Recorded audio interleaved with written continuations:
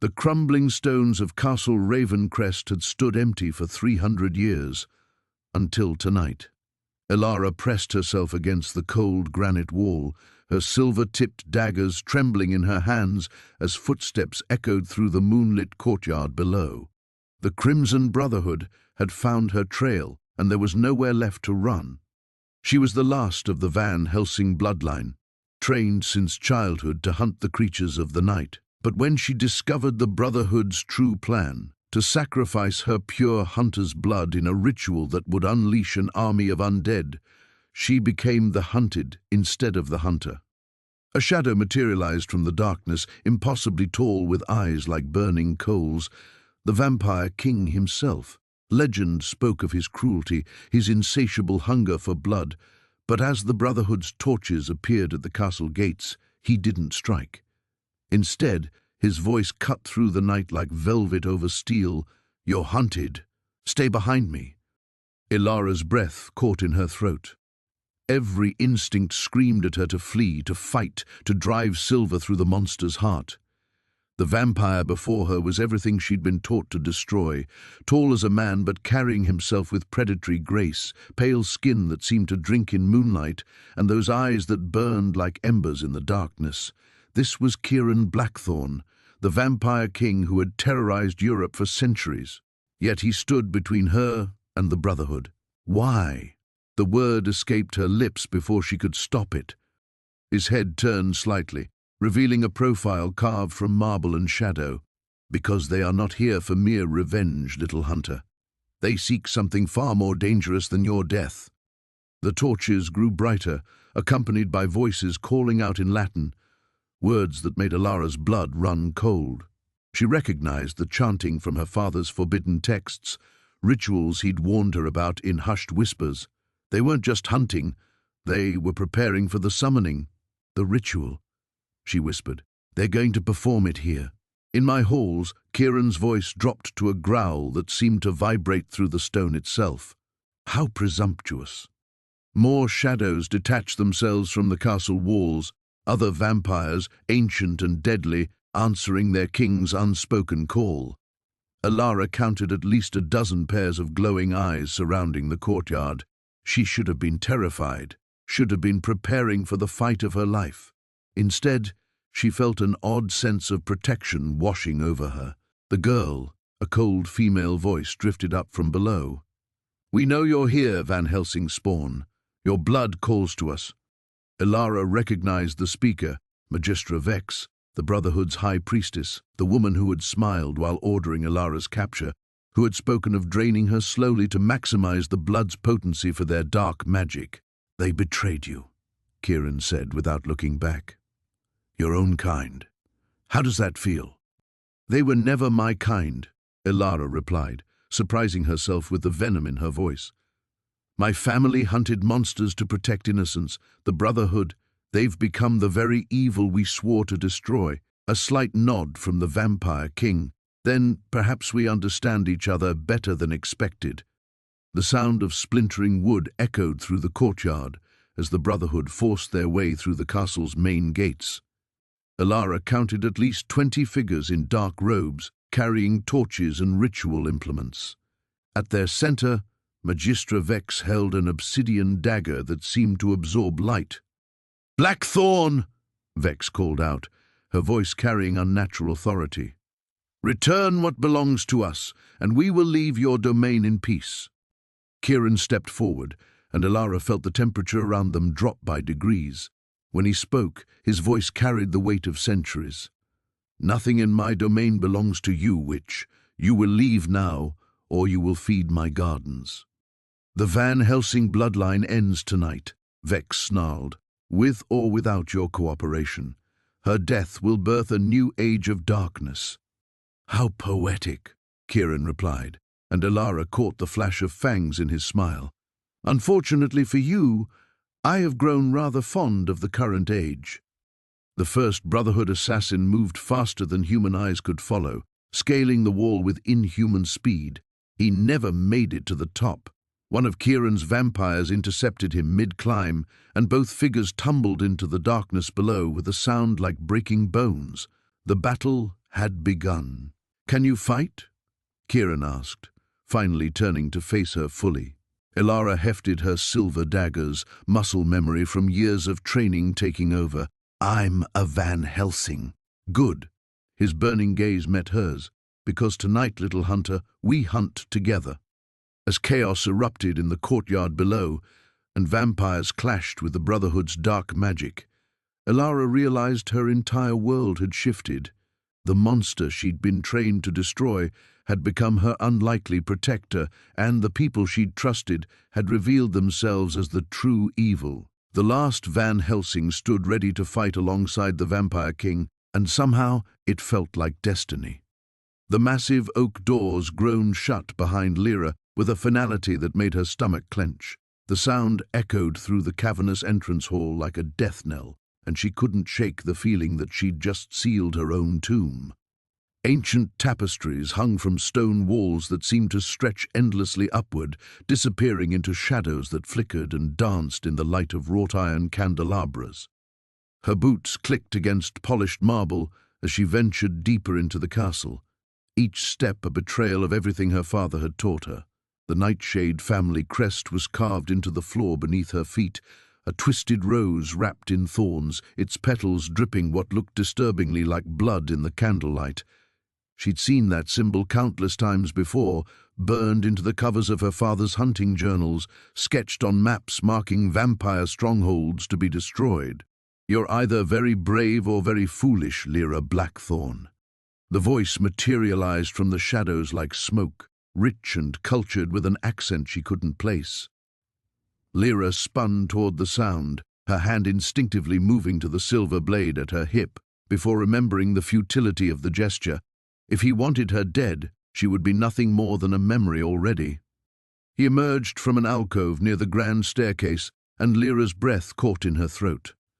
She'd expected a monster, something with yellowed fangs and blood-red eyes, perhaps bearing the scars of countless battles with hunters like her father.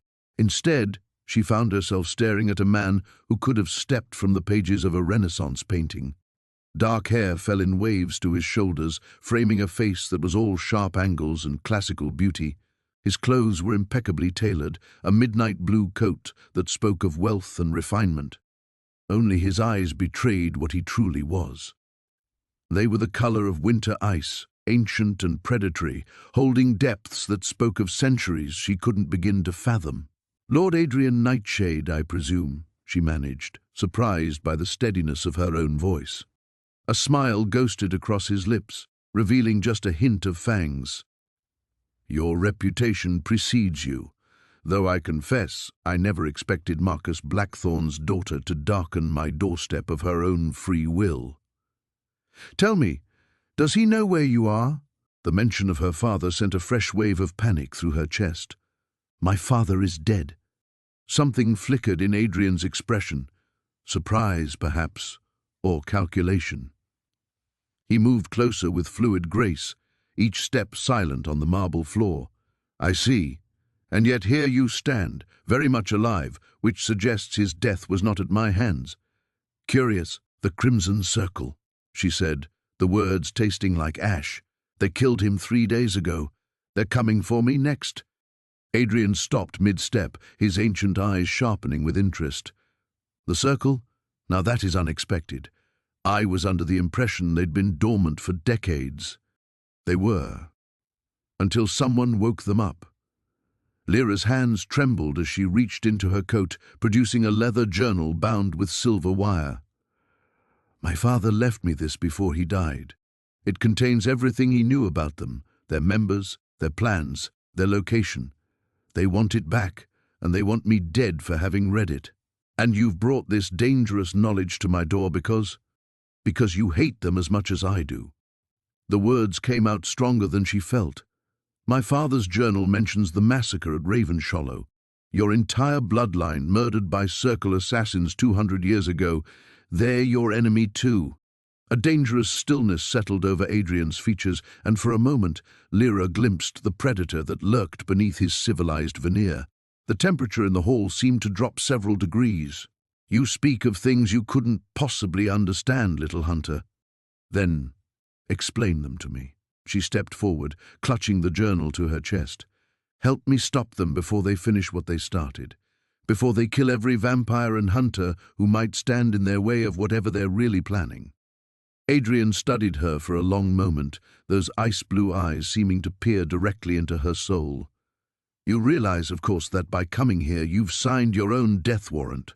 The Circle will assume you've allied yourself with me. There will be no going back to your previous life." "What previous life?" Lyra laughed bitterly. "My father is dead, my home burned to the ground, and every hunter who once called me friend now believes I'm a traitor for seeking sanctuary here. I have nothing left to lose." "Oh, my dear girl," Adrian said softly, something almost like pity coloring his voice. "You have far more to lose than you realize. But perhaps—" He paused, tilting his head as if listening to something she couldn't hear. "Perhaps this arrangement could prove mutually beneficial after all." Before Lyra could ask what he meant, a distant howl echoed across the moors outside, followed by another, then another. Her blood turned to ice. "They've found me." The great doors groaned shut behind Lyra with a finality that sent ice through her veins. Ancient mechanisms clicked and whirred, sealing her inside the castle that had haunted her nightmares since childhood. The sound echoed through corridors that stretched beyond the reach of moonlight, swallowed by shadows that seemed to pulse with their own malevolent life. She pressed her back against the cold stone, silver blade trembling in her grip.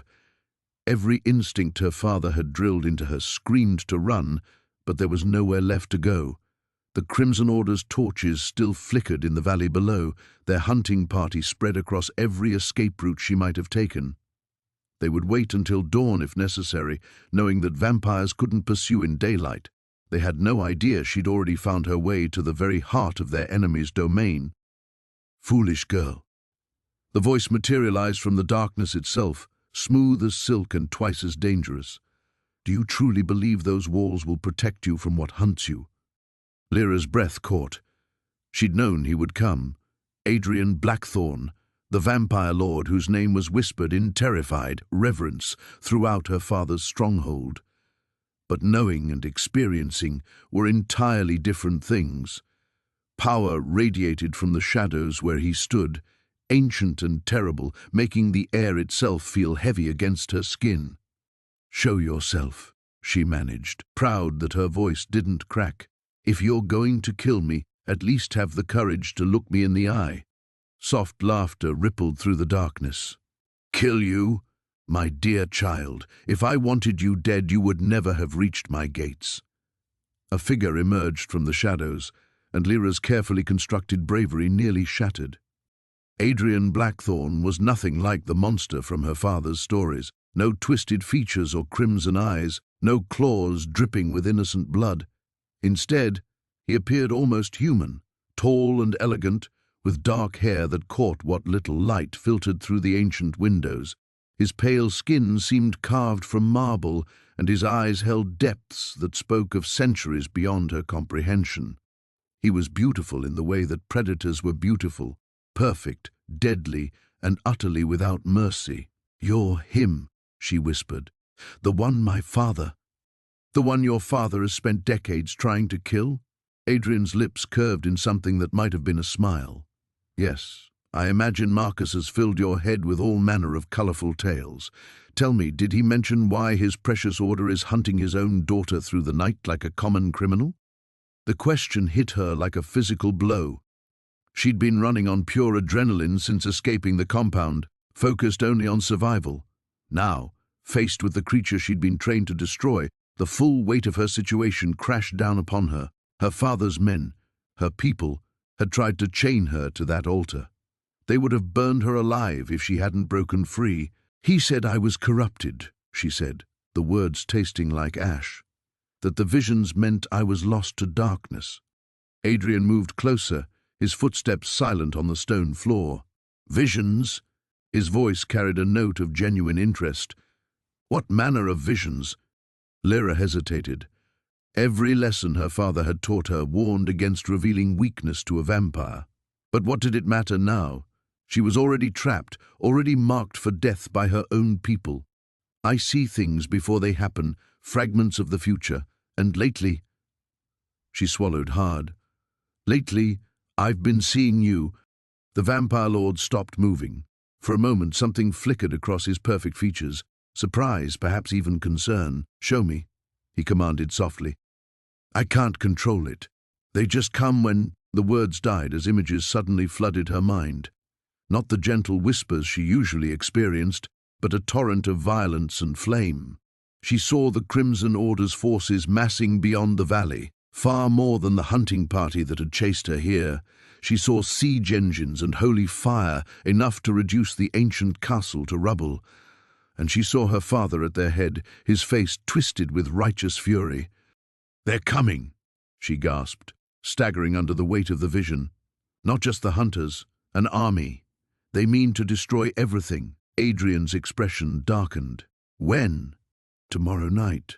They're waiting for reinforcements." She looked up at him, confusion and terror warring in her chest. "But why do I see you fighting beside me?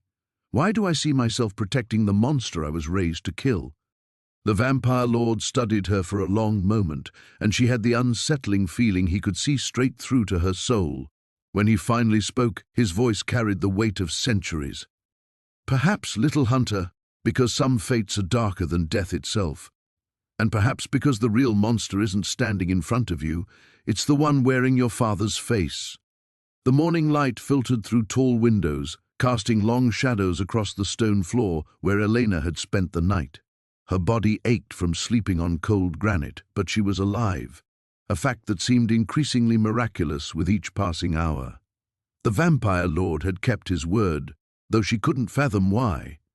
Voices echoed from somewhere deep within the castle's bowels, too distant to make out words, but close enough to remind her that she wasn't alone in this place. Her father's voice rang in her memory, reciting the old warnings: "Never trust the undead. They are cunning beyond measure, patient as death itself." Yet here she was, breathing freely in the heart of enemy territory. The great doors groaned open, and Lucien entered carrying a silver tray. Steam rose from what appeared to be actual food: bread, fruit, and something that smelled remarkably like her mother's porridge. The domesticity of it struck her as absurd.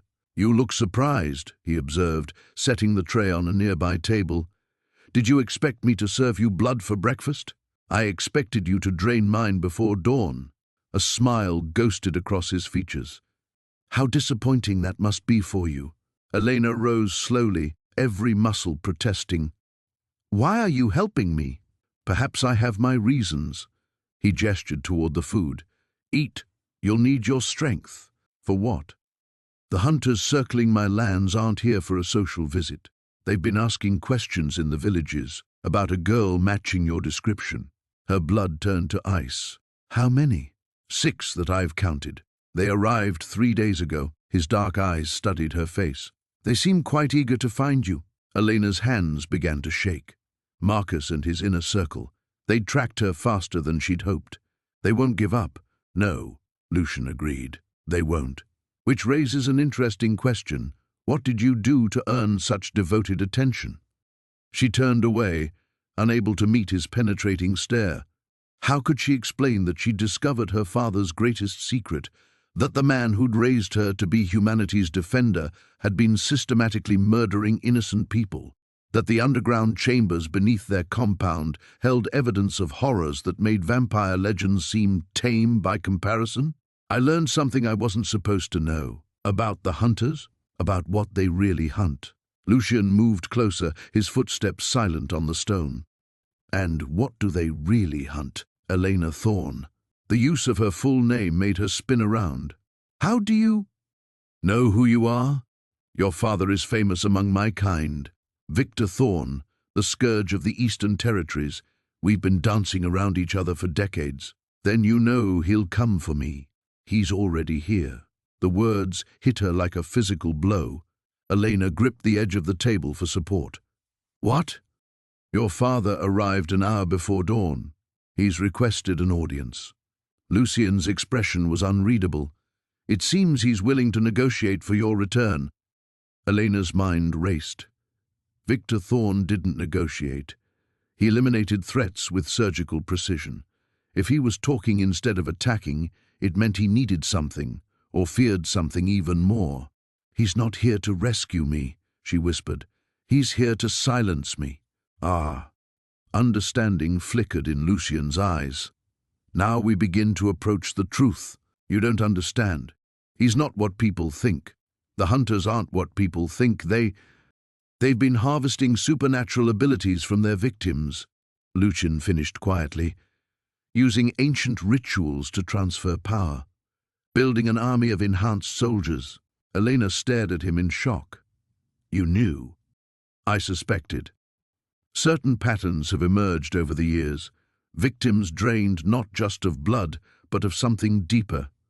Missing persons who happen to possess unusual gifts. Your father has been very careful, very patient. Then why haven't you stopped him?" "Because until now I had no proof, no witness willing to testify." His gaze intensified. "Tell me, Elena, what did you see in those chambers?" The memories flooded back, tables stained with more than blood, arcane symbols carved into living flesh, her father standing over a young woman whose eyes glowed with unnatural fire until the light was systematically extracted and bottled. The woman's screams had echoed for hours. "Everything," she breathed. "I saw everything." Lucien nodded slowly. "Then you understand why they want you dead, and why you want me alive. Perhaps." Heavy footsteps echoed in the corridor outside. Elena's breath caught as she recognized the measured cadence, her father's approach. The man who'd taught her to fight, who'd held her during nightmares, who'd built his reputation on protecting humanity while secretly preying upon it. "He's coming," she whispered. "Yes." Lucien moved to stand between her and the door. "The question is, my dear hunter's daughter, are you ready to face the monster you were raised to become?" The candlelight flickered across ancient stone as Lyra followed Kieran through corridors that seemed to stretch endlessly into shadow. Her boots echoed against the worn flagstones, each step a reminder that she was walking deeper into the heart of enemy territory. Yet the silver-haired vampire beside her moved with such fluid grace that she found herself oddly mesmerized by the way darkness seemed to part before him. "Your father never told you about the Shadowmere Covenant, did he?" Kieran's voice carried a note of bitter amusement as they climbed a spiraling staircase. "Father told me everything I needed to know about your kind," Lyra replied, though even as the words left her lips, she wondered if that was true. The events of the past day had shattered so many of her certainties. "Did he tell you why the covenant was broken?" Kieran paused at a heavy wooden door, his pale fingers resting on the iron handle. "Or did he simply teach you that all vampires are monsters to be eliminated?" Before Lyra could answer, a low rumble echoed through the castle walls. The stones beneath her feet trembled, and dust rained down from the ceiling. Kieran's entire demeanor shifted, his casual elegance replaced by predatory alertness. "They've found us," he said, his voice deadly quiet. "Who?" But even as Lyra asked the question, she heard it. The distant sound of howling, wild and hungry, carried on the night wind. The Bloodborne. Kieran's jaw tightened. "It seems your father's enemies are more resourceful than we anticipated." He threw open the door, revealing a circular chamber lined with weapons that gleamed wickedly in the torchlight. Ancient swords hung beside crossbows, and Lyra's trained eye immediately catalogued blessed silver, consecrated steel, and other implements designed specifically for hunting supernatural creatures. "Choose your weapon," Kieran commanded, already reaching for an ornate blade with symbols etched along its fuller. "Though I suspect your father's training focused primarily on killing vampires, not the abominations we're about to face." Lyra's hand found the familiar weight of a silver-blessed crossbow, muscle memory guiding her movements as she checked the mechanism. "What exactly are the Bloodborne?" "Vampires who have abandoned the last vestiges of their humanity." Kieran's explanation was clipped, urgent. "They feed indiscriminately, turning humans not out of necessity or choice, but from pure bloodlust." The covenant your father helped break was designed to prevent their rise. Another howl echoed through the night, closer now.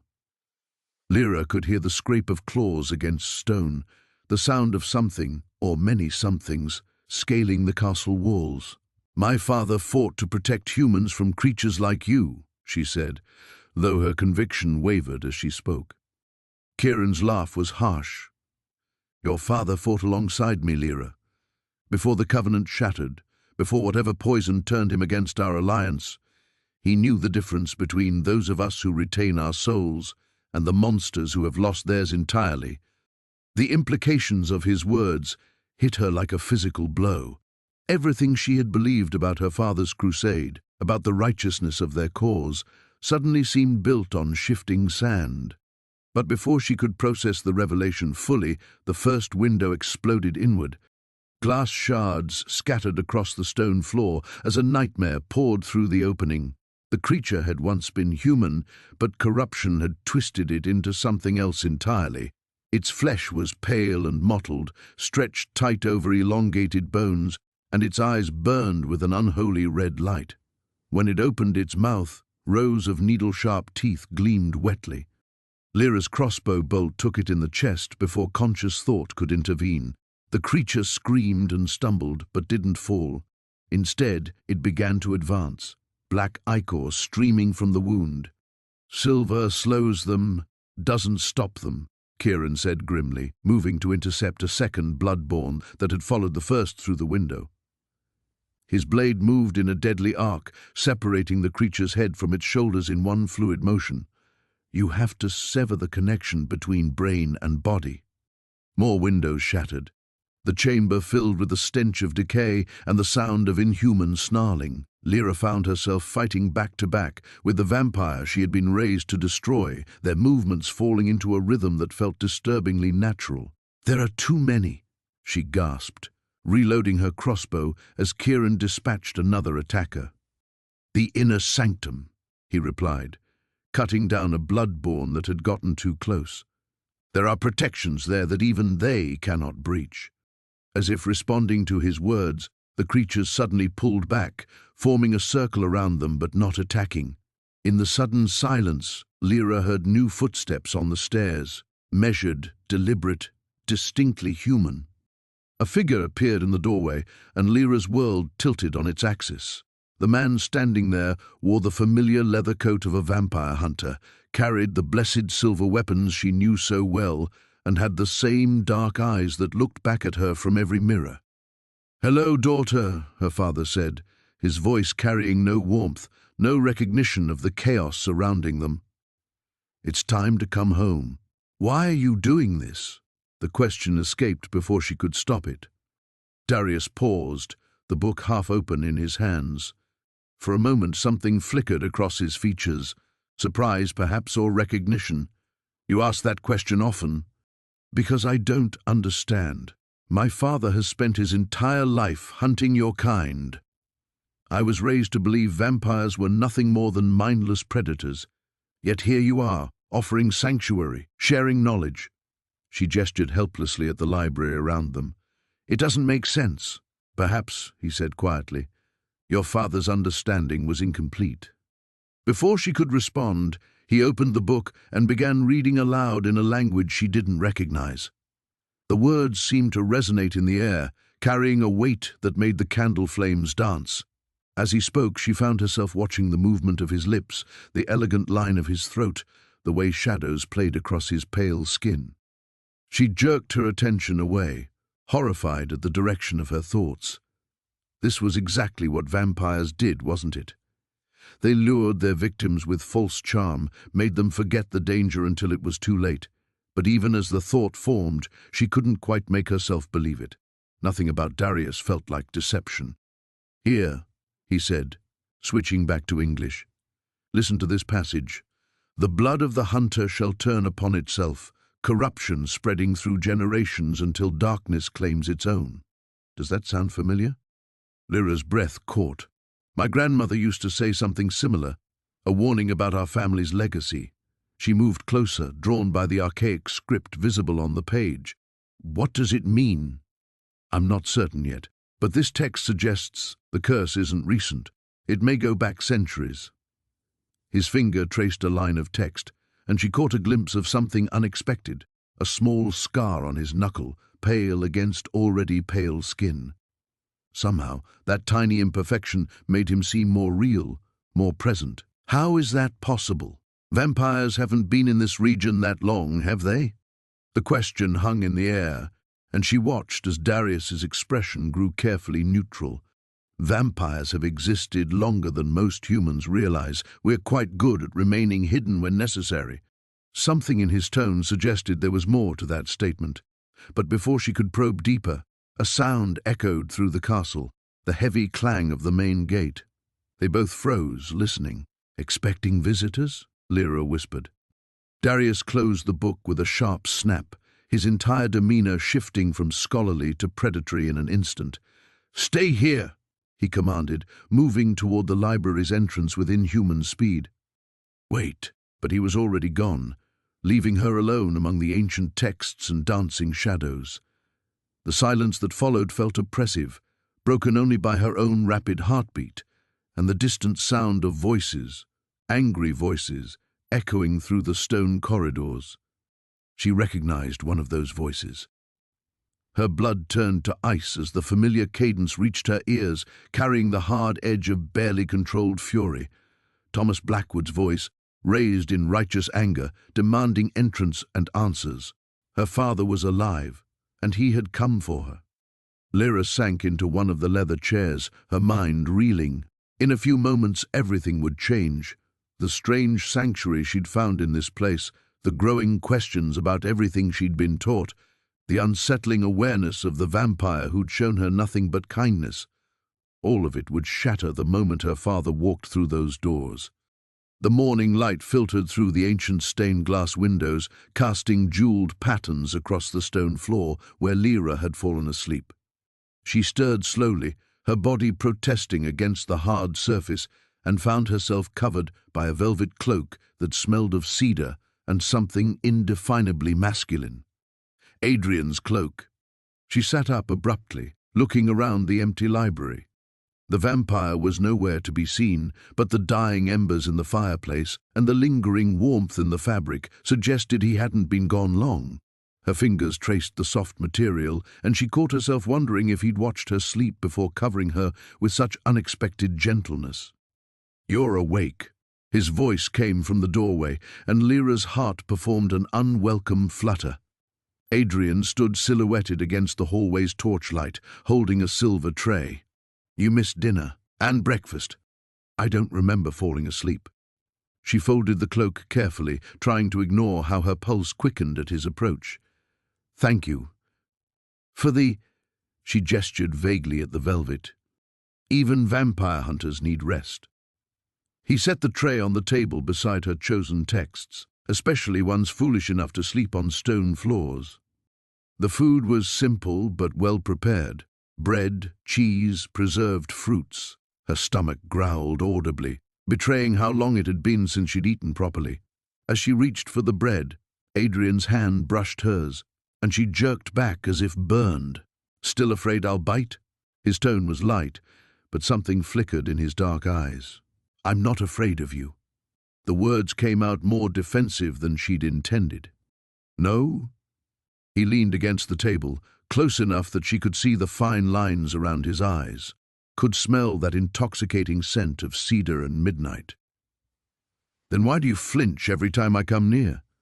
"Because you make me feel things I shouldn't feel. Because every instinct I was raised with wars against every instinct you awaken. Because I'm starting to forget why I should hate you.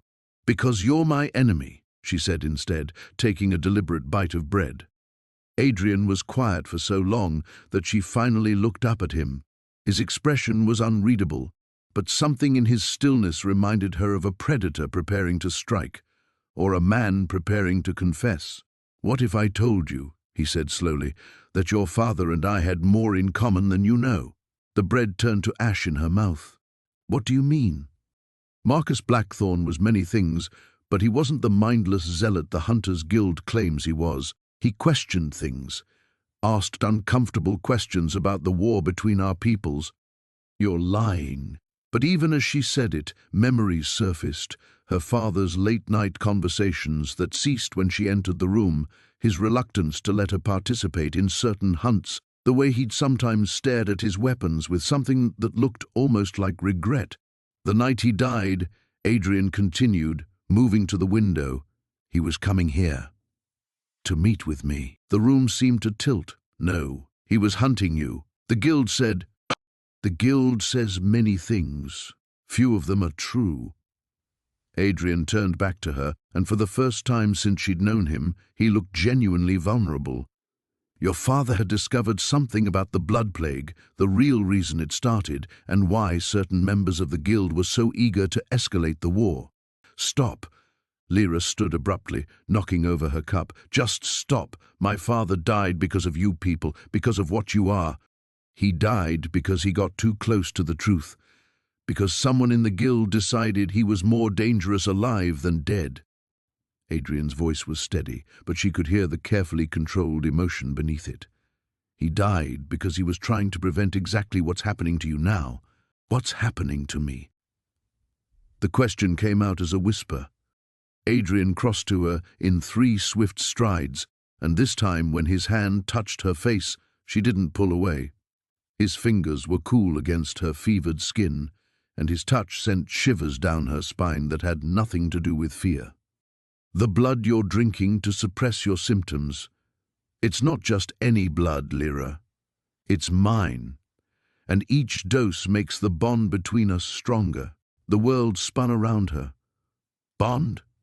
Why do you think you can enter my domain when other hunters cannot? Why do you think your symptoms ease in my presence?" His thumb traced her cheekbone with devastating gentleness.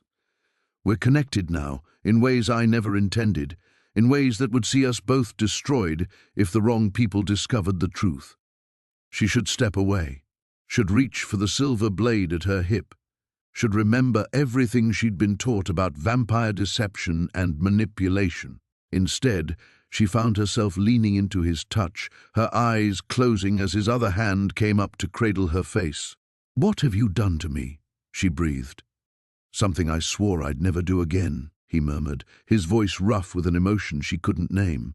"Something that might save us both, or damn us beyond redemption." Serafina approached the table cautiously, her eyes scanning the open pages covered in arcane symbols and illustrations that seemed to writhe in the candlelight. "What do you mean?" He was a sorcerer, a powerful one. Lysander's fingers traced the edge of a particularly ancient manuscript. The church sanctioned his methods because they were effective, but they never understood the true cost of his magic. She leaned closer, studying a diagram that showed figures arranged in a circle around what appeared to be a bound vampire. The artwork was disturbingly detailed, showing the creature's anguish with uncomfortable clarity. He used dark magic to hunt vampires? Worse. Lysander turned the page, revealing text written in what looked suspiciously like dried blood. He bound their souls to his bloodline. Every vampire he killed didn't simply die. Their essence became tethered to the Blackthorn family, feeding power to future generations of hunters. The room suddenly felt colder. Serafina wrapped her arms around herself, though she wasn't sure if the chill came from the temperature or from the growing horror of understanding. "That's why we've always been so successful. Why we're faster, stronger than normal humans when hunting." "Yes, but magic of that magnitude demands balance." Lysander moved to another shelf, retrieving a scroll that unrolled to reveal a family tree marked with dates and strange notations. The curse ensures that eventually the hunter becomes the hunted. When enough vampiric essence accumulates in a bloodline, it begins to transform the bearer. Serafina's hand flew to her throat, remembering the burning sensation she'd felt during her escape from her father's stronghold. The way her senses had sharpened, how she'd moved with impossible speed through the forest. "The transformation has already begun, hasn't it?" Lysander's silence was answer enough. "How long do I have?" "It's difficult to say. The process varies with each individual. Some fight it for years, others succumb within weeks." He closed the scroll carefully, his movements deliberate and controlled. but there are signs to watch for: increased sensitivity to sunlight, heightened senses, an aversion to silver. She thought of the silver cross she'd worn since childhood, now abandoned in her father's house because it had begun to burn against her skin. And the thirst? That comes last. His dark eyes met hers, and she saw something that might have been sympathy. Once it begins, the transformation accelerates rapidly. Serafina sank into one of the chairs surrounding the table, her legs suddenly unable to support her weight. "My father knows, doesn't he? That's why he was so desperate to complete the ritual. He wasn't just trying to break your power, he was trying to prevent my transformation. The ritual your father planned would have transferred the accumulated vampiric essence from your bloodline into me, killing us both in the process. He saw it as a mercy." Lysander moved closer, his presence both comforting and unsettling. "But there may be another way." Hope flickered in her chest. "What kind of way?" "The original binding spell requires a blackthorn to maintain it. If the bloodline ends naturally, through willing sacrifice rather than force, the curse breaks and all the trapped souls are released." Willing sacrifice. The words felt heavy on her tongue. "You mean I have to die?" "Not die. Transform completely, by choice rather than fighting it. Become what your family has hunted for generations. The irony would be poetic enough to satisfy the curse's requirements." Serafina stared at the open books before her, their pages filled with centuries of accumulated knowledge about her family's dark legacy. The weight of all those trapped souls pressed against her consciousness, and she realized she could almost feel them, whispers at the edge of her awareness, pleading for release. "If I agree to this," she said quietly, "what happens to me? What do I become?" Lysander was quiet for a long moment, and when he spoke, his voice carried a note she'd never heard before, something that sounded almost like loneliness. "You would become like me, immortal but not unchanged. You would retain your memories, your personality, but your nature would be fundamentally altered." She looked up at him, this creature who had shown her more kindness in days than her father had in years. "And you? What happens to you in all this?" His smile was sad and ancient. "Perhaps, after 3 centuries of isolation, I might finally have someone who understands what it means to carry the weight of family sins." The ancient library held secrets in every shadow, and Lyra found herself drawn deeper into its labyrinthine corridors as dawn broke beyond the castle walls. She had barely slept after her encounter with Kieran in the garden, her mind replaying every word, every stolen glance. The way his fingers had trembled when they'd almost touched hers haunted her thoughts. She pulled a leather-bound tome from the shelf, its pages yellowed with age. The text was written in an archaic dialect she could barely decipher, but the illustrations were clear enough. Vampires feeding on humans, their victims' eyes wide with terror. Her stomach churned as she recognized the hunting techniques her father had taught her, only from the perspective of the prey. "You won't find the answers you seek in those pages." Lyra spun around, clutching the book to her chest. Kieran stood in the doorway, his dark hair catching the morning light that filtered through the tall windows. He looked different somehow, more vulnerable than she'd ever seen him. "What answers should I be looking for?" she asked, setting the book aside. He moved closer, his footsteps silent on the stone floor. "The truth about what's hunting you, what drove you to seek sanctuary in the home of your enemy." The word enemy hung between them like a blade. Lyra studied his face, searching for any sign of the monster she'd been taught to fear. Instead, she saw only concern, and something deeper, something that made her heart race. "My father discovered something," she said slowly, "about my bloodline. About what I am." Kieran's expression darkened. "What did he tell you?" "Nothing. He tried to kill me before he could explain." The words came out harder than she'd intended, but speaking them aloud somehow lessened their power. "But I heard him talking to the other hunters. They mentioned something called the Blood Covenant." The color drained from Kieran's face. He sank into a nearby chair as if his legs could no longer support him. "No. It can't be." "You know what it is." It wasn't a question. The blood covenant was broken centuries ago, he said, his voice barely above a whisper. When your ancestor betrayed mine, it was supposed to be impossible to restore. Lyra's heart hammered against her ribs. What kind of covenant? Kieran looked up at her, his green eyes filled with an emotion she couldn't name. A binding between our bloodlines. Your family and mine, linked by magic older than memory. It was meant to bring peace between vampires and humans, but when it shattered, it left both sides cursed. She moved closer, drawn by the pain in his voice. What kind of curse? For vampires, an unending hunger that can never truly be satisfied. For the covenant bloodline among humans. He paused, seeming to struggle with the words. They become something else entirely, something that feeds on death itself. The room seemed to tilt around her. That's impossible. Is it? Kieran stood abruptly, beginning to pace. Haven't you felt it, Lyra? The pull toward darkness, the way violence calls to something deep inside you. She wanted to deny it, but the words died in her throat. She had felt it during her training, during the few hunts her father had allowed her to witness. A terrible excitement when the stakes found their marks. A hunger that had nothing to do with food. There's more, Kieran continued, his voice growing urgent. If the covenant bloodline awakens fully, if the transformation completes itself, the carrier becomes something far more dangerous than any vampire. They become a wraith walker, able to command the dead, to drain life from the living with a touch. That's why my father tried to kill me. The realization hit her like a physical blow. He knew what I was becoming, and he was right to fear it. A new voice said from the doorway.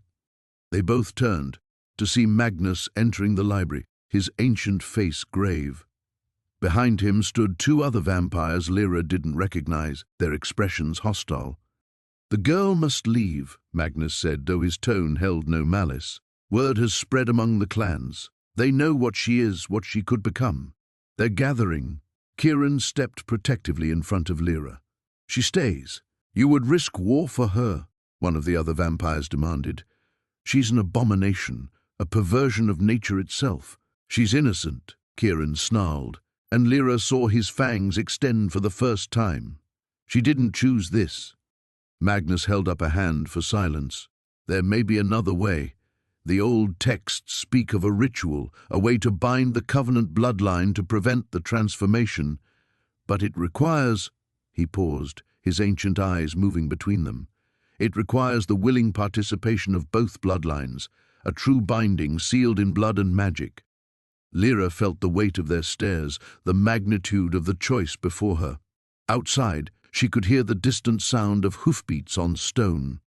Her father's hunters, perhaps, or the vampire clans Magnus had mentioned. How long do we have? She asked. Until sunset, Magnus replied grimly. After that, I cannot guarantee your safety nor his.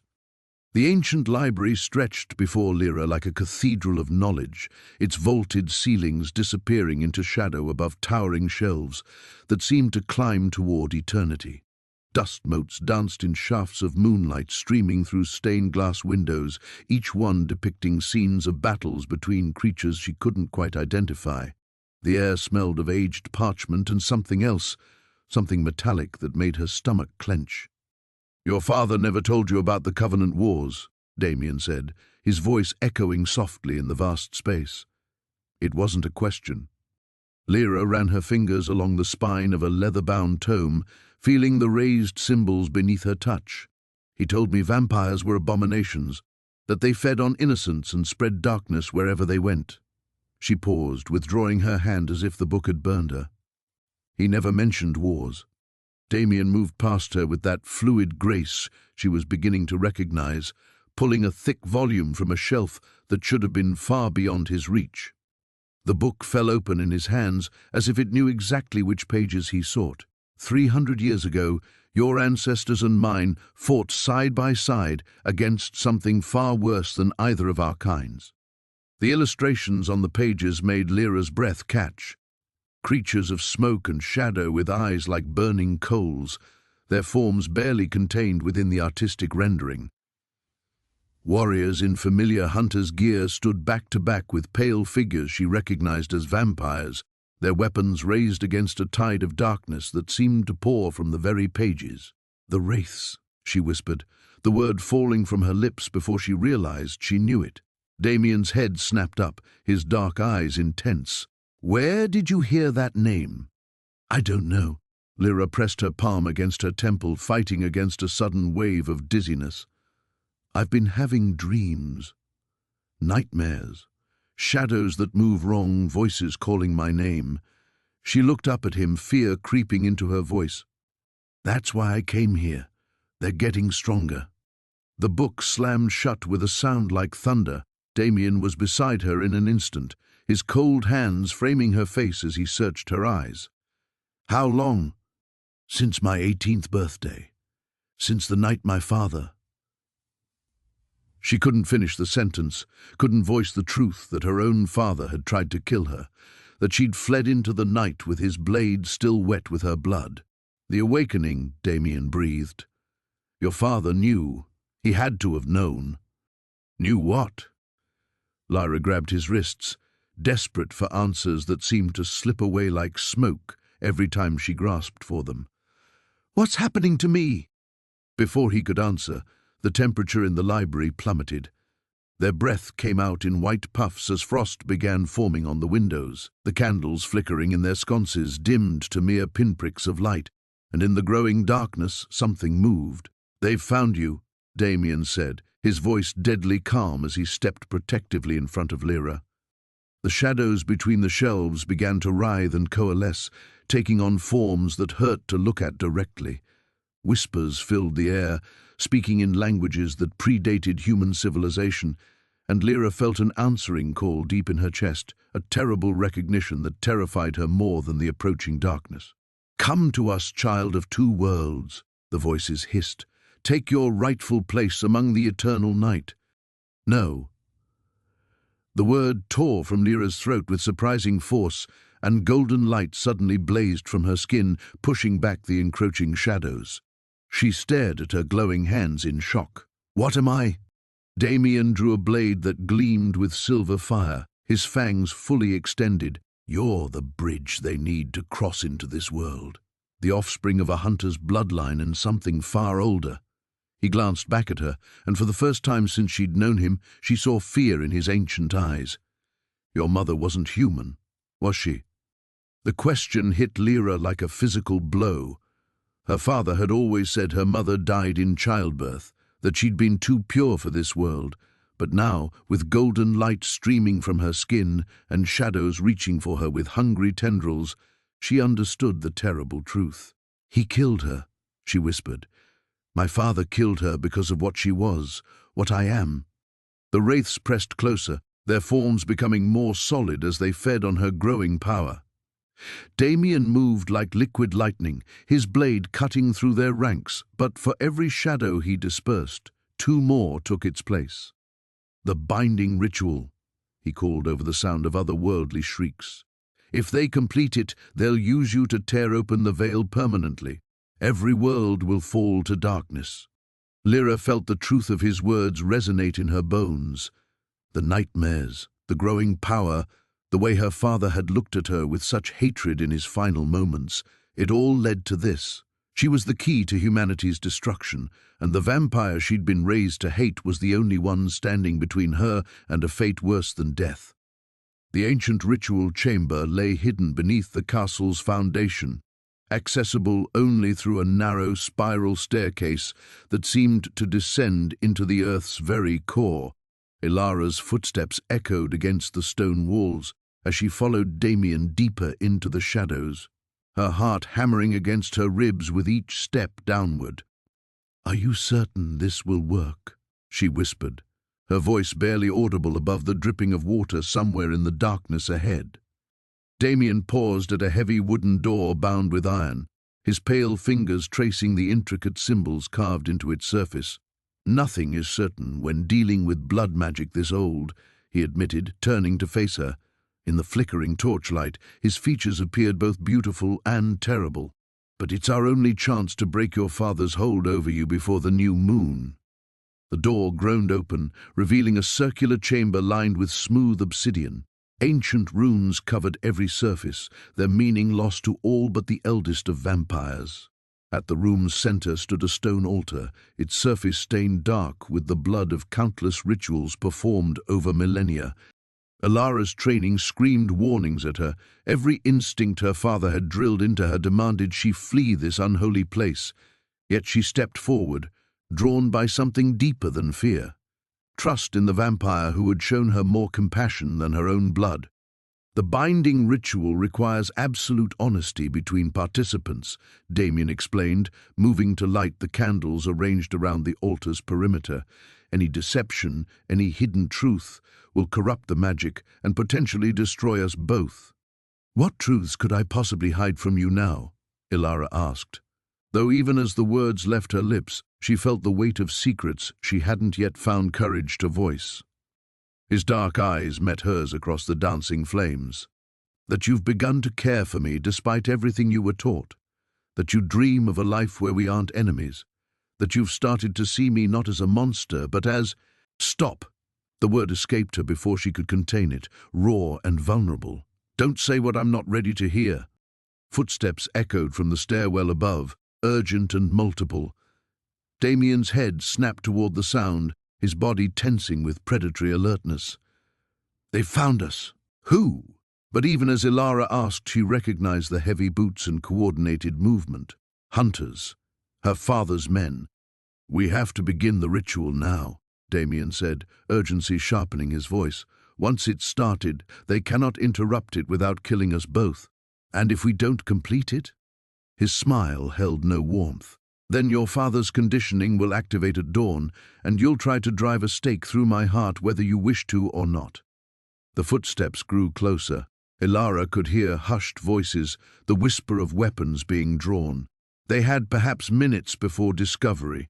Tell me what to do, she said, stepping toward the altar. Damien produced an ornate dagger from his coat, its silver blade etched with symbols that seemed to writhe in the candlelight. This blade was forged by my people centuries ago for binding rituals. It will cut through magical bonds as easily as flesh. He placed the weapon in her hands, his fingers lingering against hers. You must cut your palm and speak your truth while the blood flows. Then I will do the same, and our blood will mix upon this ancient stone, breaking the hold your father has over your mind. What truth? Ilara's voice trembled. The one you've been hiding from yourself. The door above crashed open. Shouted commands echoed down the stone stairs, her father's voice rising above the others. Secure every exit. She's been corrupted by the creature's influence, but she can still be saved. Ilara's hand tightened on the dagger's hilt. The blade was sharp enough to part flesh with barely any pressure. One small cut, a few words of truth, and she could be free of the compulsions that had shaped her entire existence. I don't know who I am without his training, she admitted, the confession tearing from somewhere deep within her chest. What if there's nothing left of me underneath? Damien reached up to cup her face with gentle hands. Then we'll discover who you truly are together. The hunter's torches appeared at the chamber's entrance, just as Ilara drew the blade across her palm. Pain flared bright and immediate, but she felt something else too, a loosening, as if chains she'd never noticed were beginning to break. I choose my own path, she spoke clearly, watching her blood drip onto the ancient altar. I choose to trust in kindness over hatred. I choose— Ilara! Her father's voice boomed through the chamber, filled with rage and desperation. Step away from that abomination this instant. But she was already passing the dagger to Damien, already watching him slice his own palm with smooth precision. Their blood mingled on the stone, and power older than memory began to awaken in the depths of the earth below. The scream that tore from Elena's throat echoed through the castle's ancient stones, but it wasn't her voice that emerged. Something else had taken hold, something that made the very air around her shimmer with malevolent energy. Dmitri stepped back instinctively, his centuries of predatory instinct screaming warnings he'd never felt before. Elena, fight it, he commanded, his voice cutting through the supernatural static that now filled the chamber. but her eyes had gone completely black, not the familiar crimson of vampire transformation, but an endless void that seemed to pull at his very essence. She rose from where she'd been kneeling beside the ancient tome, her movements too fluid, too graceful to be entirely human. When she spoke, her voice carried harmonics that made the castle's foundations groan in response. "The daughter of Thorn comes home at last." The words weren't Elena's, though they came from her lips. "How long we have waited for this vessel to ripen." Dimitri's mind raced through possibilities, each more terrifying than the last.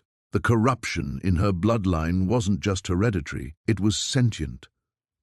"What are you?"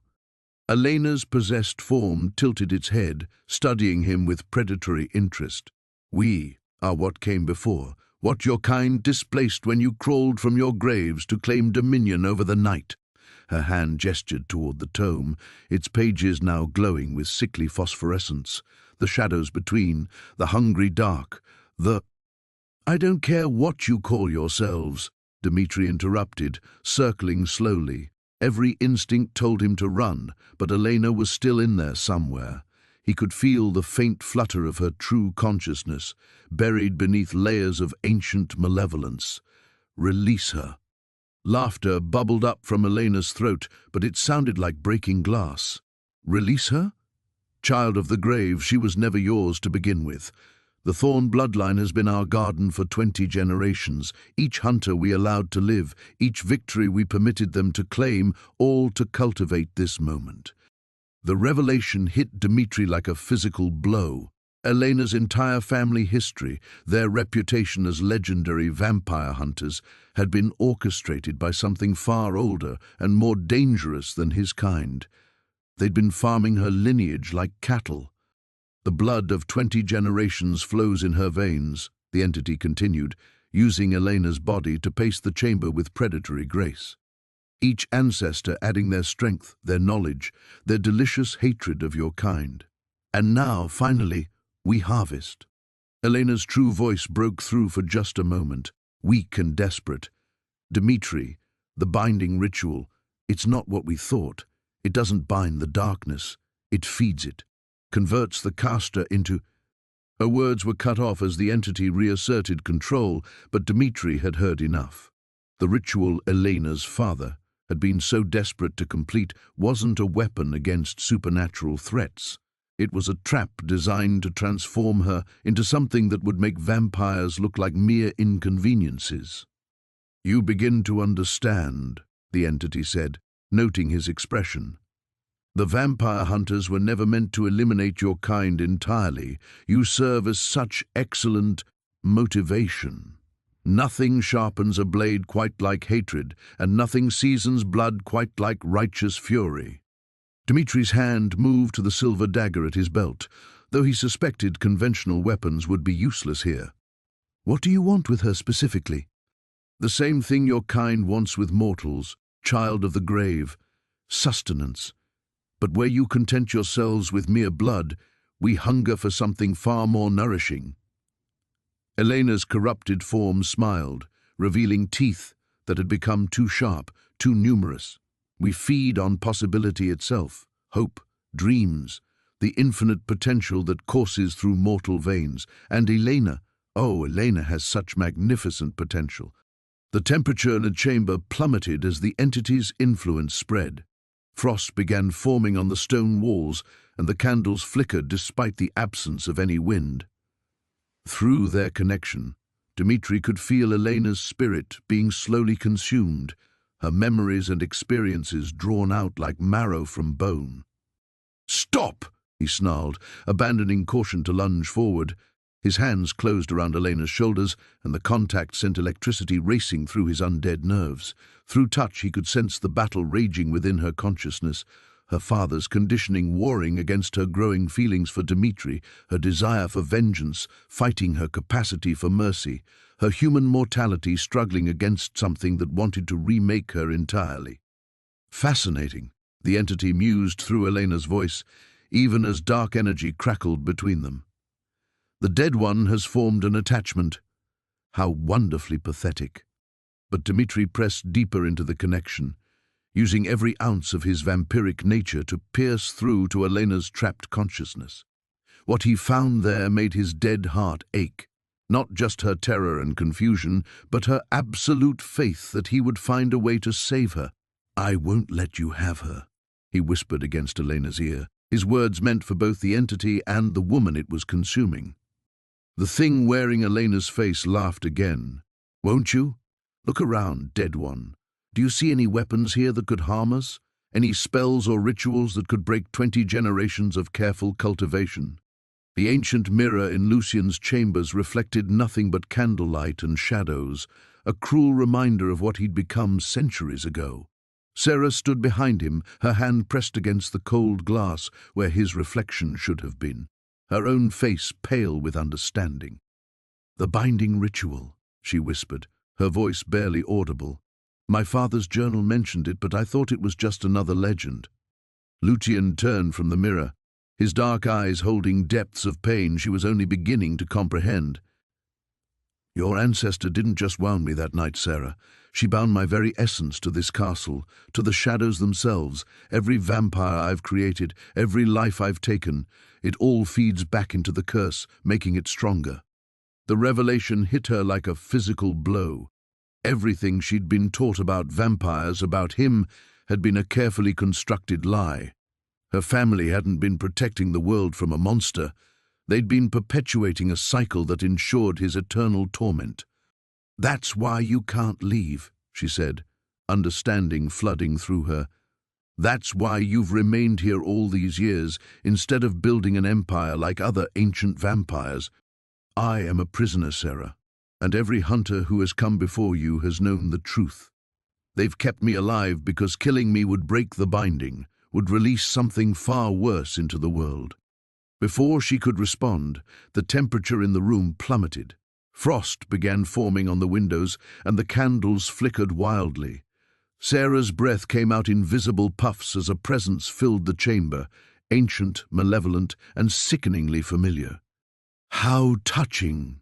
Victor's voice emanated from everywhere and nowhere, dripping with mock sympathy. The little hunter finally learns the truth about her precious family legacy. Lucien moved instantly, placing himself between Sarah and the source of the voice, his fangs extending as his true nature emerged. But Victor's laughter only grew louder. "You cannot protect her from what she is, old friend. The blood calls to blood, and tonight, under the dark moon, she will fulfill her true purpose." Sarah's hand went to her throat, where the strange mark had been burning more intensely each day. "What is he talking about?" "Your father's desperation to save you led him to make a bargain," Victor's voice continued, seeming to circle them like a predator. "Did you think it mere coincidence that you sought refuge here, that you felt drawn to this place? The ritual has been set in motion for months." The pieces fell together with horrifying clarity. Her father's secretive meetings, his insistence that she stay away from the castle, the way he'd looked at her the last time she'd seen him, as if he was saying goodbye. "He offered me something far more valuable than your death, little hunter. He offered me your transformation. A hunter's daughter, turned willingly, becomes a bridge between worlds. With your power and my knowledge, no binding will be able to contain me." Lucien's roar of rage shook the very foundations of the castle. "I will not let you touch her. You have no choice. The ritual is already beginning." As if summoned by his words, figures began materializing in the shadows around them. Victor's devoted followers, their eyes glowing with unnatural hunger. But Sarah noticed something else. The elaborate circle carved into the stone floor of the chamber, hidden beneath years of carefully placed rugs, was beginning to glow with an eerie crimson light. "This room," she gasped. "This was planned. All of it." Victor's form finally solidified before them, his pale features beautiful and terrible in the supernatural light. "Your father chose this chamber specifically. Where better to complete the transformation than in the very heart of your enemy's domain?" The irony was too delicious to resist. Sarah felt power stirring within her, unfamiliar and terrifying. The mark on her throat burned like fire, and she could sense something awakening in her blood, something that had been dormant until now. "Fight it," Lucian urged, his hand finding hers. "Whatever you're feeling, whatever power is rising in you, fight it." But Victor smiled, revealing fangs that gleamed like daggers. "Why fight what she was born to become? Your father's bloodline carries more than just the hunter's curse, Sarah. It carries the gift of necromancy, the ability to command both life and death. Combined with vampire immortality, you will become something the world has never seen." The circle blazed brighter, and Sarah felt herself being drawn toward its center by an inexorable force. Around them, Victor's followers began to chant in a language that predated human civilization, their voices weaving together in a symphony of dark power. "The choice is yours, little hunter," Victor said, extending his hand toward her. "Embrace what you are meant to become, or watch everyone you care about suffer for your defiance." Through the chamber's windows, Sarah could see shapes moving in the darkness beyond the castle walls, her father's hunters arriving exactly as Victor had planned, walking into a trap that would destroy them all unless she found a way to break the ancient binding that held them all prisoner. The ancient ritual chamber beneath the castle pulsed with otherworldly energy as Ilara pressed her palm against the obsidian altar. Blood, her blood, had awakened something that had slumbered for centuries.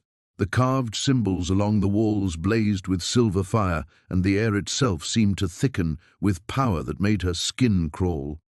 "You don't understand what you're doing." Kieran's voice was raw with desperation as he strained against the ethereal chains that bound him to the stone pillars.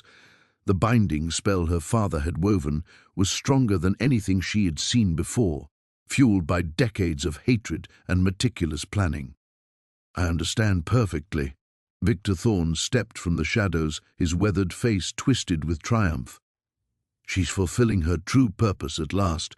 Every hunter bloodline carries the key to unlocking the Void Gate, but it requires willing sacrifice from one who has been touched by darkness."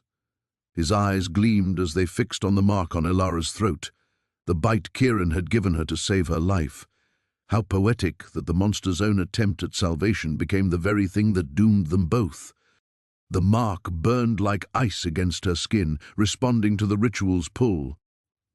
Ilara could feel something vast and hungry stirring beyond the veil of reality, drawn by the blood and power spilling into the chamber.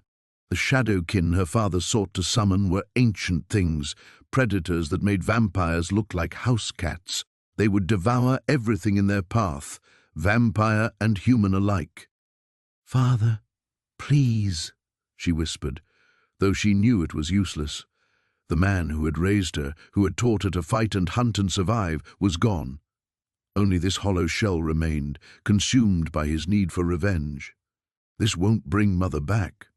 "Your mother understood sacrifice," Victor snarled, pressing the ceremonial blade deeper into her palm. More blood flowed across the altar's surface, and the symbols pulsed brighter. "She died protecting our bloodline's sacred duty. You will complete what she started." Through the growing maelstrom of power, Ilara met Kieran's desperate gaze. Even bound and helpless, he was still trying to reach her, his ancient strength battering uselessly against the chains. She could see centuries of pain in his eyes, the weight of every life he'd taken, every human he'd failed to save from his own darkness. But she could also see something else, love, fierce and uncompromising, burning through the despair.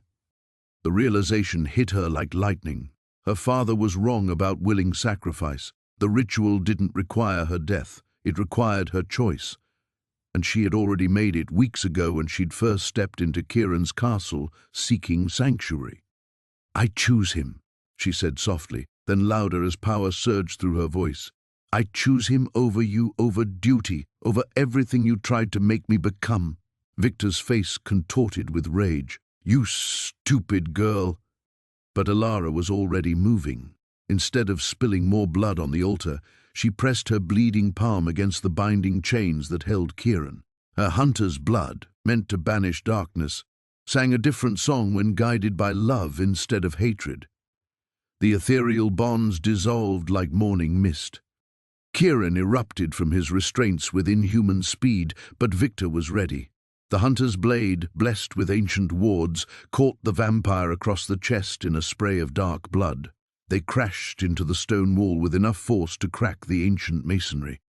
"The ritual is already begun," Victor roared as he grappled with Kieran, both of them moving too fast for mortal eyes to follow. "You cannot stop what she has started." He was right. The void gate was tearing itself open above the altar, reality warping like heated glass. Through the widening rift, Ilara could see writhing shadows and hunger incarnate pressing against the barriers between worlds. In moments, the Shadowkin would break through, but if her blood could unmake binding chains, perhaps it could unmake other things as well. Ilara threw herself onto the altar, pressing both hands against the carved symbols. The silver fire burned her skin, but she held on, pouring every ounce of her will into reversing what her father had started. The hunter bloodline carried power over thresholds and barriers. It was why they could track vampires across running water and sanctified ground. That same power could seal what had been opened. "Close," she commanded, and felt the universe strain to obey. Blood ran down her arms as the ritual fought her, but gradually the tear in reality began to shrink. The hungry shadows beyond howled in frustration as their gateway collapsed. Victor's scream of rage echoed through the chamber as he broke away from Kieran and lunged toward the altar. "I will not be denied!" The blessed blade gleamed as it arced toward Ilara's heart, but Kieran was there, his own body intercepting the strike. Hunter steel pierced vampire flesh, and they both collapsed beside the altar as the last of the silver fire guttered out. In the sudden darkness, only Ilara's ragged breathing could be heard. The ancient ritual chamber deep beneath the castle thrummed with malevolent energy as Elena descended the spiral staircase, her father's blade heavy in her trembling hand. The weapon that had ended countless vampire lives now felt like a betrayal against her palm, its silver edge catching the flickering torchlight with each step. Ahead of her, Victor moved with predatory grace despite his wounds, his dark coat billowing behind him like wings. The bite marks from their earlier battle had already begun to heal, testament to the power coursing through his immortal veins. Yet Elena could see the tension in his shoulders, the careful way he held himself.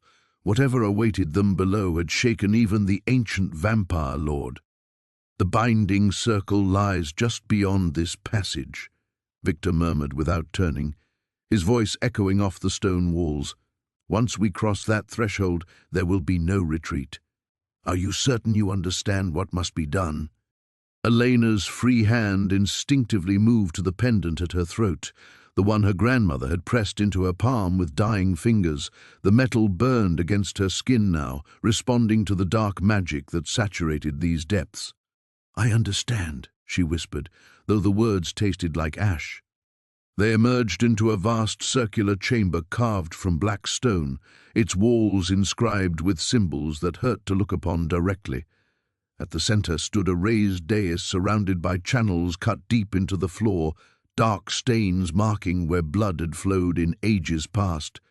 The air itself seemed to writhe with shadows that moved independently of any light source, but it was the figure waiting for them that made Elena's breath catch in her throat.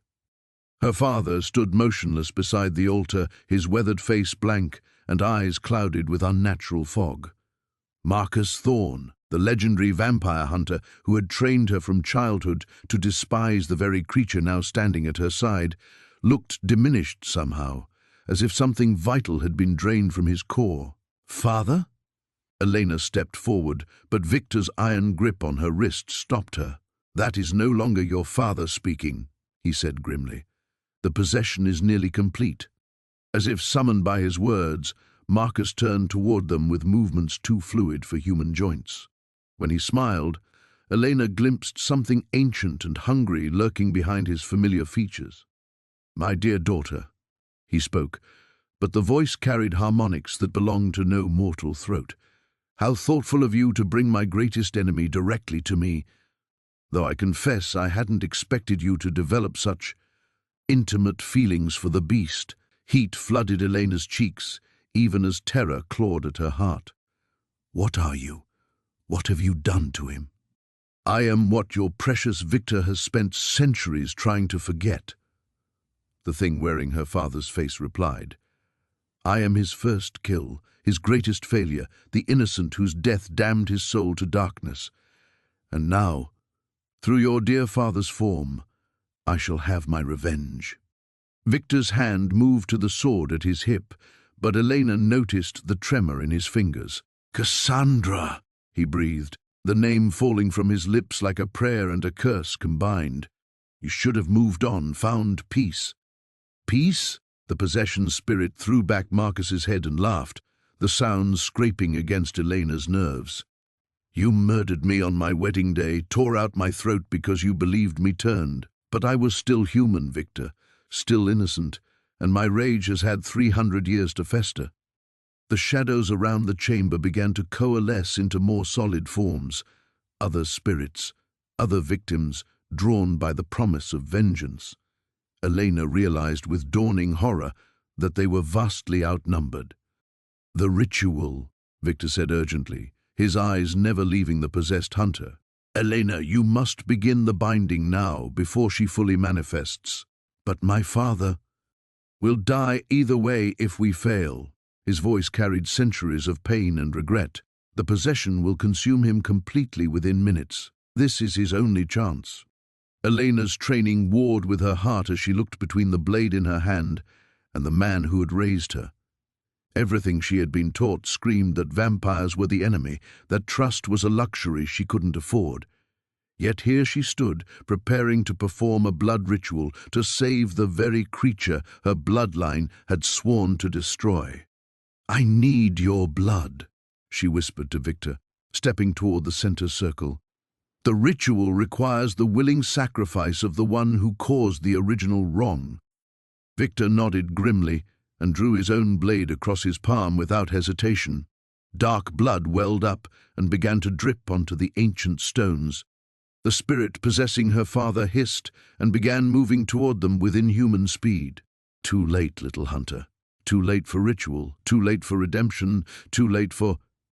Elena pressed her bleeding palm against Victor's and spoke the words her grandmother had made her memorize, words in a language that predated human civilization. Power erupted around them in a whirlwind of silver light. The ancient ritual chamber beneath the castle trembled as Elena's power surged through the stone foundations. Candles flickered and died, plunging them into near darkness save for the ethereal glow emanating from her skin. Damien watched in fascination and terror as the woman he loved transformed before his eyes, her hunter's blood awakening to something far beyond what either of them had imagined possible. "Elena," he whispered, reaching toward her, but she stepped back, her eyes now burning with silver fire. "Don't." Her voice carried harmonics that made the very air vibrate. "I can feel it, Damien. The curse my father placed on me, it wasn't meant to kill me, it was meant to unlock this." She gestured to herself, to the power crackling around her like lightning. "He needed me to come here, to you, to awaken what's been dormant in my bloodline for centuries." The revelation hit him like a physical blow. "You're saying this was all planned?" "Not planned, orchestrated." Elena's expression was anguished as understanding flooded through her. "The Hunter families weren't just warriors, Damien. We were weapons, bred and trained to channel something ancient, something that predates both our kinds. My father discovered this somehow, and when I refused to kill you, he triggered the awakening himself." Thunder crashed overhead, and through the narrow windows, Damien could see unnatural storm clouds gathering. The very sky seemed to be responding to Elena's transformation. "There's more," she continued, her voice heavy with dread. "I can sense them now. Others like me, scattered across the world, all beginning to awaken at once. This isn't about our war anymore. Something is coming, something that requires this level of power to combat." Damien's enhanced hearing caught the sound of approaching footsteps, multiple sets, moving with inhuman speed through the castle corridors above. "We're not alone," he said, positioning himself protectively in front of Elena. She shook her head. "They're not here for you, they're here for me." Her silver eyes met his, and in them he saw a love so fierce it took his breath away, coupled with a resignation that terrified him. The Council of Shadows, they've been waiting for this awakening for millennia. They're the ones who originally corrupted the hunter bloodlines, turning us into something unnatural, and now they've come to collect their weapons.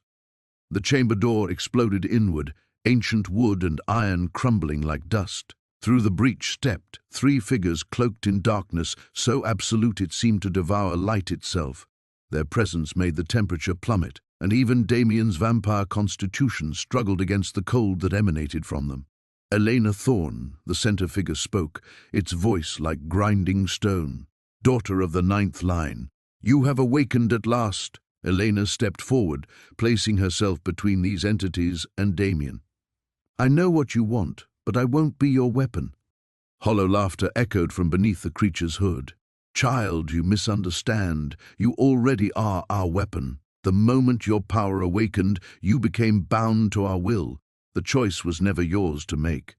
Damien felt Elena's resolve waver, sensed her fear through the bond that had formed between them over the past weeks. Without hesitation, he moved to stand beside her, his own supernatural abilities flowing through him like ice-cold steel. "She's under my protection," he declared, his voice carrying the authority of his ancient bloodline. "Any who would harm her must go through me first." The shadow beings turned their attention to him, and he felt their malevolent amusement like acid on his skin. "The vampire lord seeks to protect the hunter's daughter? How deliciously ironic.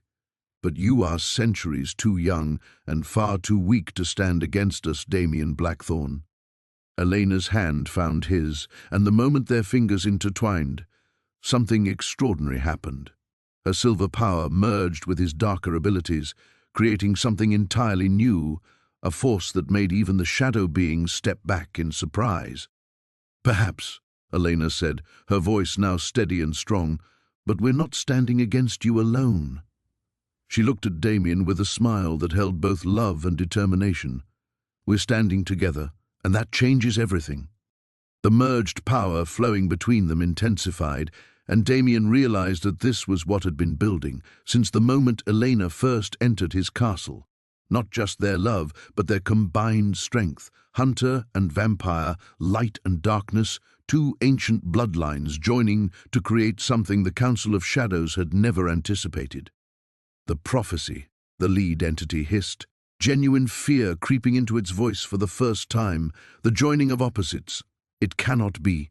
We destroyed all records of it centuries ago." Elena's grip on Damien's hand tightened. "Some truths are too powerful to be destroyed by darkness," she said. "They find a way to survive, to emerge when they're needed most." The battle for both their souls was about to begin, but for the first time since this nightmare started, Damien felt hope blazing within him, as bright as Elena's silver fire. The ancient ritual chamber trembled as Elena's father raised the consecrated blade above her bound form. Moonlight streamed through the shattered windows of the abandoned monastery, casting silver patterns across the stone altar where she lay helpless. The ropes binding her wrists burned with holy water, making her skin smoke and blister. "The corruption runs deeper than I feared," Marcus whispered, his weathered face twisted with grief and determination. "But there's still time to save your soul, daughter." Elena struggled against her bonds, feeling the vampiric strength that should have freed her easily rendered useless by the blessed restraints. "Father, please listen to me. Adrian isn't the monster you think he is. He's trying to stop something terrible." "Silence!" Marcus's voice cracked like a whip. "I've heard enough of your poisoned words. The demon has twisted your mind completely." He pressed the blade's point against her throat, just enough to draw a thin line of blood. "But death will cleanse you. Death will set you free." The chamber doors exploded inward with a thunderous crash. Adrian burst through the splintered wood, his eyes blazing crimson in the darkness. Behind him came a dozen hunters, but these weren't her father's men. They wore the black leather and silver sigils of the Shadow Court. "Release her, Marcus," Adrian commanded, his voice carrying an otherworldly resonance that made the monastery walls shake. Your quarrel is with me. Marcus's hand trembled on the knife's hilt. Stay back, demon. One more step and I'll send her soul to God myself. You don't understand, Adrian said, moving slowly forward despite the threat. Elena is the key to stopping Seraphiel. If you kill her now, you doom every living soul in this city. Lies. But uncertainty flickered in Marcus's eyes. The shadow court serves only darkness. One of the black-clad hunters stepped forward, pulling back his hood to reveal graying temples and eyes like chips of ice. Marcus Blackwood. It's been 20 years since we last spoke. Marcus's face went pale. Gabriel, but you're supposed to be dead. As are most of the hunters who discovered the truth about Seraphiel, Gabriel replied grimly. Your daughter stumbled upon what we've been investigating for decades, a conspiracy that goes far beyond vampires and hunters. Seraphiel isn't just any ancient vampire.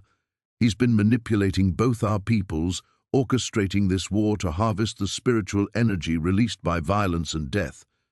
Elena felt the blade at her throat waver slightly. Father, Adrian saved me from Seraphiel's ritual. Without him, I would already be dead, and Seraphiel would have completed the first stage of his awakening. She speaks the truth, Gabriel continued. We've been tracking Seraphiel's movements for years. Every major battle between our peoples, every massacre, he was there, feeding on the psychic resonance. He's been growing stronger, preparing for something called the final convergence. Marcus's grip on the knife loosened further. What convergence? Adrian's eyes blazed brighter. Tonight, when the blood moon reaches its zenith, Seraphiel plans to sacrifice both Elena and myself at the heart of the old catacombs. Our combined deaths, Hunter's daughter and vampire lord, will shatter the barriers between the mortal world and the shadow realm, creating a permanent gateway, Gabriel added, one that will allow entities far worse than vampires to cross over. Demons, shadow wraiths, things that make our current war look like a children's game. The monastery shook again, but this time from something moving beneath it. Ancient stones cracked and dust rained down from the vaulted ceiling. Through the floor came a sound like nails on glass, growing louder and closer. He's found us, Adrian snarled, his fangs extending fully. The ritual site must be directly below this place. Marcus stared at the knife in his hand, then at his daughter's face. Elena saw the moment when 20 years of absolute certainty crumbled away. Elena, what have I done? Before she could answer, the floor exploded upward. Seraphiel rose from the catacombs like a nightmare-given form, his wings spread wide and his ancient face beautiful and terrible in the moonlight. The air around him shimmered with dark energy, and Elena could feel the pull of it trying to drain her life force. How touching, Seraphiel purred, his voice like silk over broken glass. A family reunion. But you're all far too late. He gestured, and Marcus flew backward against the wall with bone-crushing force. The consecrated blade clattered across the stones. Adrian leaped to attack, but Seraphiel caught him by the throat with supernatural speed. The moon reaches its apex in moments, Seraphiel continued conversationally, even as Adrian clawed at his iron grip. And you've saved me the trouble of hunting you down separately. The blood moon's light intensified, and somewhere in the darkness below, ancient machinery began to hum with malevolent purpose. The ancient stones of Ravenshallow trembled as the final confrontation reached its crescendo. Ilara stood between two worlds, the vampire Lord Kieran at her side, and her father's hunters closing in from the courtyard below. The moonlight streaming through the shattered windows painted everything in silver and shadow. You have one chance to surrender, Ilara. Her father's voice echoed off the castle walls, amplified by a speaking stone. Come down now, and I'll make your death quick. Kieran's jaw tightened, his fangs extending as rage coursed through him. He speaks of mercy while planning murder. Ilara touched his arm, feeling the supernatural tension coiled in his muscles. This ends tonight, one way or another. The sound of splintering wood echoed from below as the hunters breached the main hall. Ilara closed her eyes, drawing upon the strange new power that had been growing within her since the blood bond. The castle itself seemed to respond, ancient wards flickering to life along the corridors. Impossible, Kieran breathed. Those protections have been dormant for centuries. Your blood, Ilara whispered, understanding flooding through her. It's not just vampire blood. It carries the essence of this place, doesn't it? You're not just its master, you're part of it. Heavy footsteps pounded up the spiral staircase. Kieran moved to the doorway, every inch the predator, but Ilara caught his hand. Trust me, she said. There's another way. She pressed her palm against the cold stone wall, feeling the pulse of centuries-old magic flow through her veins. The castle had seen so much death, so much violence between their peoples, but it had also witnessed something else. Love, sacrifice, protection. The very foundation stones thrummed with it. The first hunter burst through the doorway, crossbow raised. Thomas Blackthorne, her father's lieutenant, his face grim with determination. Behind him came Marcus Greenvale and Sarah Chen, hunters she'd trained alongside for years. "Stand down, Ilara," Thomas commanded. "Don't make this harder than it needs to be." "Where's my father?" she asked, though part of her already knew. "Securing the perimeter," Sarah said, but her eyes flickered toward the stairs. "He wants to speak with you first." Of course, he would want to deliver his speeches about duty and honor before ordering her execution. Some things never changed. Kieran stepped forward, and 3 crossbows swung toward him. "Careful," he said, his voice deadly quiet. "You're in my home now. The home you stole," Thomas spat, "built on the bones of innocence." "Actually," Ilara said, stepping between them, "it was built by vampires and humans working together. I can feel their memories in these stones." Her father's voice drifted up from below, closer now. "Ilara, enough of this madness." She looked at Kieran, memorizing his face in case this went wrong. "Do you trust me with my existence?